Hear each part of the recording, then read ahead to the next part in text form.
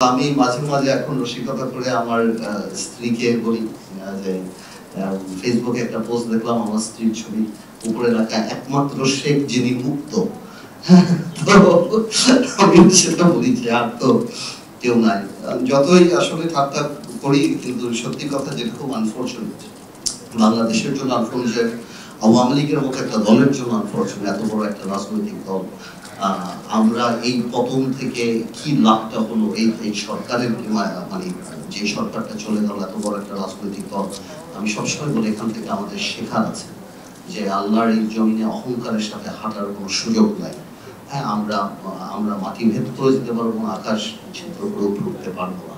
এবং আমি মনে করি অনলি অ্যারোগেন্স অ্যান্ড ইগো, এই দুটো জিনিসই। যে আমার ভাইরা কথা বললেন যে এখানে এমন সব লোকের নাম আসলো, এক সময় এদের নাম তো বলতো তারেক সিদ্দিকী সাহেব এবং আপনার জিয়া সাহেব। এবং আপনি যদি দেখেন এদের যে অত্যাচার বা যা কিছু, সবকিছুর মোটো এই যে ডিজিএফআই ধরে নিয়ে যাওয়া, অত্যাচার করা, এই আমার ভাইদের মোটো কিন্তু একজন ব্যক্তিকে ক্ষমতায় রাখা।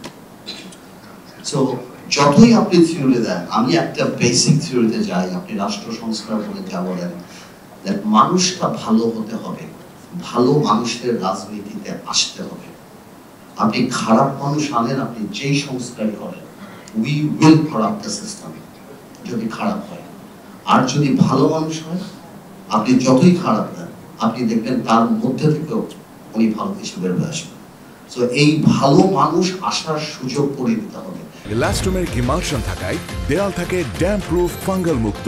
Rainbow paints, the colour of joy. এবং it's a very big journey এই ভালো মানুষকে খুঁজে বের করা বা তাদেরকে ওই জায়গায় আনা।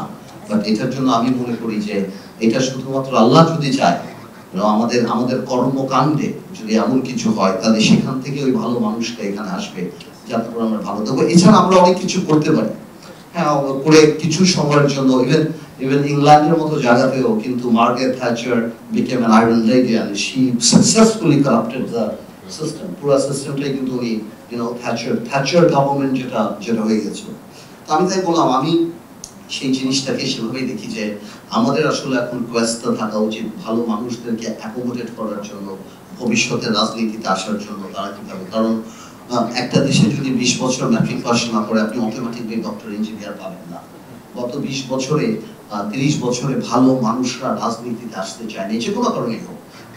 আপনি বলতে পারেন রাজনীতি খারাপ ছিল, বা এই কারণও ছিল যে আমরা অনেক সেলফিশ হয়ে গিয়েছিলাম। আমাদের হিরো, যেটা একটু আগে বলছিলাম যে একসময় হিরো ছিল আপনার সরওয়ার্দী সাহেব, শেরে বাংলা ফতুল্লাহ, বঙ্গবন্ধু বা জিয়াউর রহমান বা ভাসানী সাহেব। এখন হিরো আমাদের পরিবর্তন হয়েছে, রাজনীতিবিদ আর নো মোর হিরোজ। যেই কারণে রাজনীতি করতে চাইলে কেউ হয়তো আবুল হোসেন হইতে চেয়েছে, কেউ হয়তো দরবেশ হইতে চেয়েছে, বাট রাজনীতি দেশের জন্য করবে ওই চিন্তা থেকে মানুষ অনেক দূরে সরে গেছে। এই কারণে রাজনীতিবিদ আসেনি। আর রাজনীতিবিদ যেহেতু আসে নাই, সেহেতু আপনি if you have a bad cook you'll have bad food. Simple. আপনার যদি খারাপ বাবুর্চি থাকে, আপনি পৃথিবীর সবচেয়ে ভালো উপকরণ নিয়ে এসেও আপনি ভালো রান্না পাবেন না। সিম্পল।